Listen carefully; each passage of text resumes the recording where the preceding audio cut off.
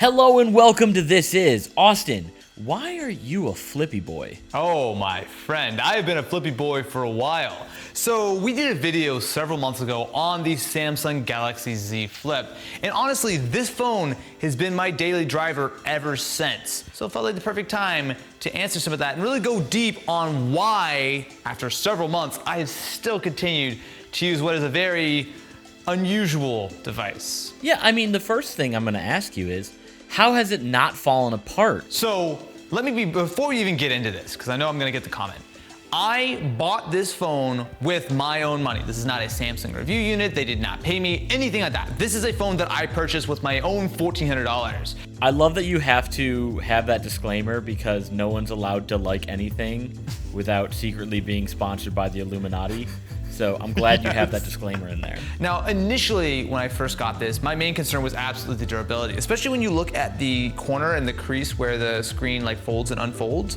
You can almost see a little bit of a gap there where like dirt or debris could get in. But something else which I think is important to think about is a folding phone actually, in a lot of ways, is better protected than a standard, what do we call normal phones now? Old phones? Flat phones? Boomer phones? Boomer phones, yeah. So if you've got an old school boomer phone, what you're gonna find is that of course the screen is exposed all day, right? So if it's in your pocket, lint, dust, debris, it's all sort of rubbing against it. And every phone I've ever used for the last like 7 or 8 years has always got like sort of tiny little scratches. The thing with the Z Flip is, after 3 months of daily use, I have a couple of tiny scratches, but honestly, this screen is in better condition than a standard smartphone, which of course is sitting in my pocket all day long. So honestly, for durability, I have no complaints with the Z Flip, which is really surprising. I mean, I'm so shocked by that because as our Lord and Savior Jerry Rig Everything has taught us, you know, typical standard smartphones with a glass screen, they start scratching at a level 6 with deeper grooves at a level 7. The fact that the Z Flip, I think, scratched at like a level 2 from his Mohs picks of hardness.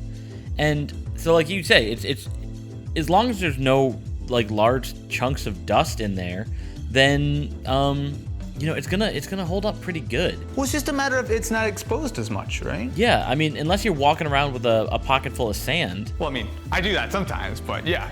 It's crazy to think about though, because as much as Samsung has done right with the Z Flip, as far as like, you know, the keeping dust out and whatnot, it seems like Motorola Razr, they did everything wrong.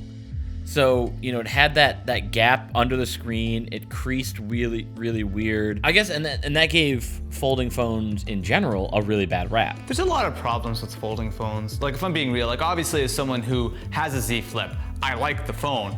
But there are a lot of issues with people widely buying phones. First and foremost, these things are expensive, right? I mean, the first Galaxy Fold was $2,000.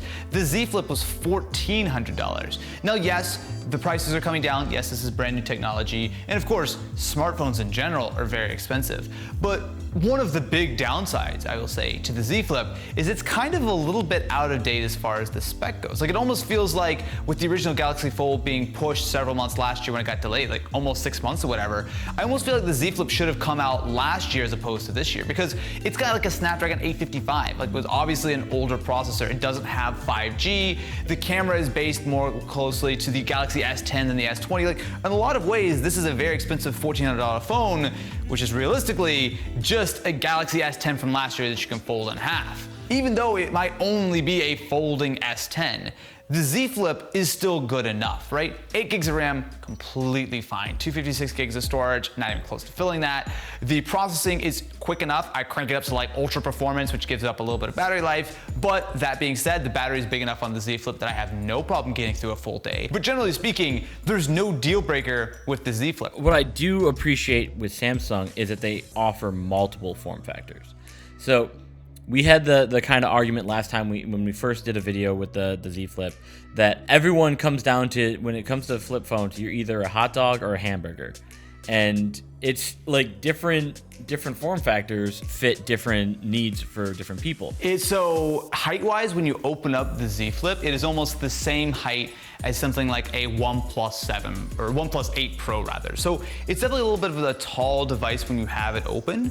The thing is though, I don't mind it that much. I actually prefer to have a little bit of extra sort of screen real estate there. So actually, Matt, a good point here is when I'm watching Twitch. So if I'm watching your Twitch stream, what I can do is if I rotate the phone on its side, I get a basically full screen window, your full 16:9 window of your stream, and I have chat on the side with almost no sort of issues. There are certainly advantages to having a little bit of a taller display on this guy.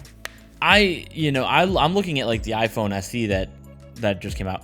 To me, that's like the perfect size for a smartphone.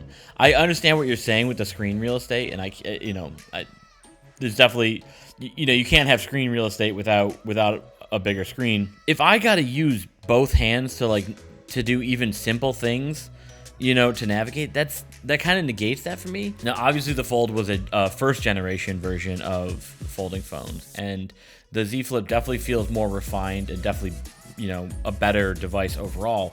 But I'm excited for the Fold 2 coming out, which is supposedly, going to be more in tune with like the Note line. Now, I will say for me, I've appreciated the Z Flip mostly because I carry two phones with me every day. I like having something small, and the fact of the Z Flip being able to stand up on its own, there's a ton of uses for that in my day-to-day life.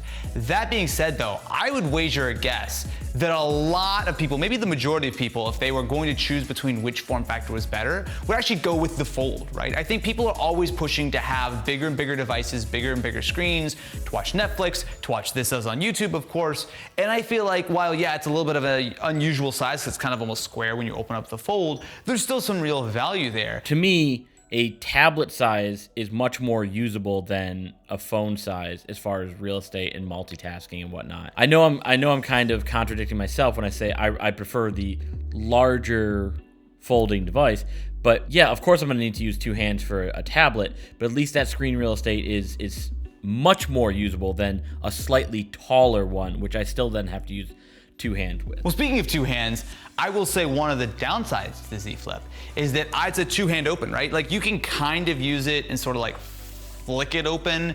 It feels like I'm always gonna drop it, especially considering I don't use a case. It is very much a phone that I will pick up with one hand and use another hand to unfold. And that's so contradictory to what made flip phones amazing. With the flip phones, you literally flipped it open with the flick of your wrist and then just like, hey girl, what's up, how you doing?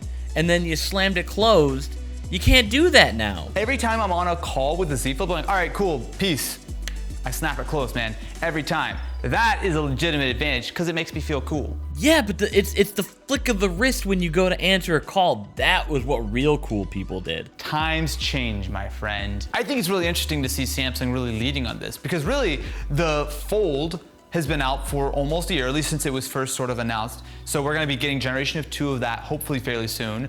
I really hope we get another generation of Z Flip before too much longer. And there have even been rumors of something in the middle, right? So with something like the Galaxy Fold 2 Lite or whatever the case is, if we start to see folding phones within a year go from $2,000 to about $1,000, that to me is very, very interesting because it really goes to show just how quickly the prices are coming down and how much of that exorbitant price is really down to the fact that this is brand new technology that is more for early adopters beyond anything like, oh, folding phones are always going to be twice as expensive. But there's one thing you glossed over there, which is where I think that I agree with you for the most part. To cut costs, to get it to be a little bit more market friendly, if you suddenly cut that major protection from it, how many people crack the hell out of their iPhones?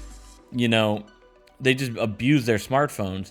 And now if you're going to have a device that is even more fragile, it's still going to be expensive. That might just have negative impact, that it's even more fragile than even the ones that were more expensive. Well, so I agree in principle, but actually I think that there's a couple of things that are going to make that less of an issue. First of all, most people equate folding phones with breaking, right? The very first Galaxy Folds immediately put that connotation in people's head. The Z Flip already has ultra thin glass, which I will fully admit is not as good as something like a full, Gorilla Glass 5 display, right? But it is a big step forward. Yeah, right, which it can't be because it's folding. But the thing is, we've seen a lot of improvement in literally just over a year of folding phones existing, right? So my main sort of takeaway is less about the Z Flip or the Fold 2 or the Fold 2 Lite or any specific device, but more of a general sort of category.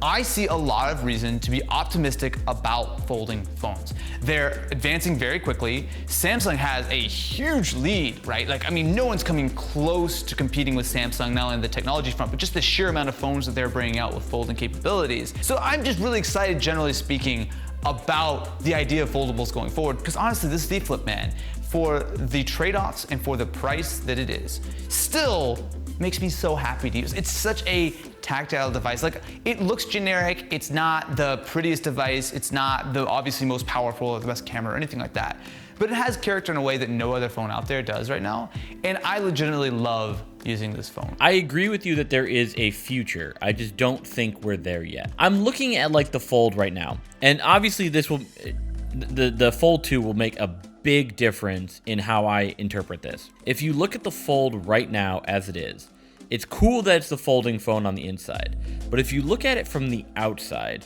it looks like a, you know, one of the pre-Android smartphones from 2007 right now.